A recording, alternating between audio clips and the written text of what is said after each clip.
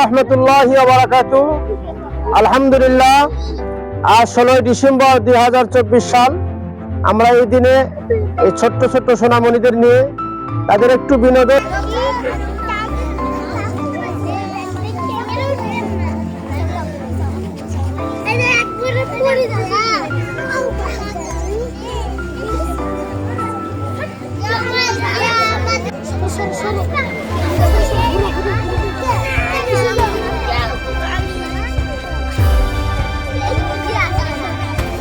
বল দ্বারা আমি খেলার নিয়মটা বলে দিচ্ছি তোমাদের।